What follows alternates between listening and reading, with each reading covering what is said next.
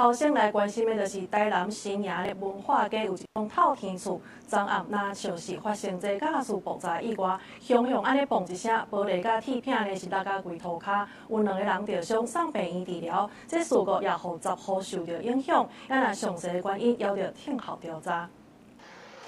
对监视器画面会当看到雄雄嘣一声，一栋透天林家厝的玻璃崩起，铁皮飞出去，规个拢玻璃幼啊！地点就伫咧台南新营文化街。事故发生伫咧15暗时8点外，边仔厝边叫是地动也是车祸，毋过事实上哪像是气体爆炸。边仔卖宵夜头家讲，好咧家在拄到公休，虽然店面有受到影响，搁来爱修理物件，爱休困几啊工。我昨无做生意煞，好佳在，幸运啊，蛮幸运的。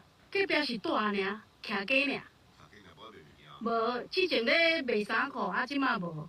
店伊就2、3个，阮咧3有2、3个，拢这野就去啊，规个拢拼出来，规个拢火啊。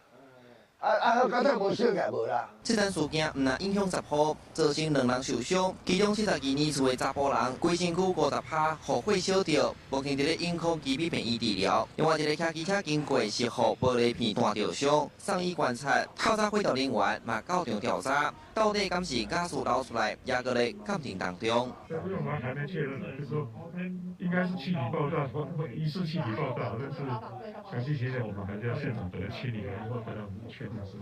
发生事故的门口头前，通看到5公斤的加速桶，记者是来到其他的加速行，业者提醒，厝内加速桶要注意检验牌的安全期限。若加速公路3年就要换一届，平常时就要检查管线敢有被开。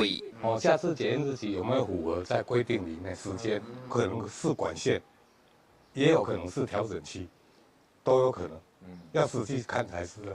业者嘛强调，若厝内闻到足重的加速味，就要随甲开关关掉，就搁偷偷啊拍开窗仔门，减卡互119避免不幸的代志搁发生。记者苏台南采访报道。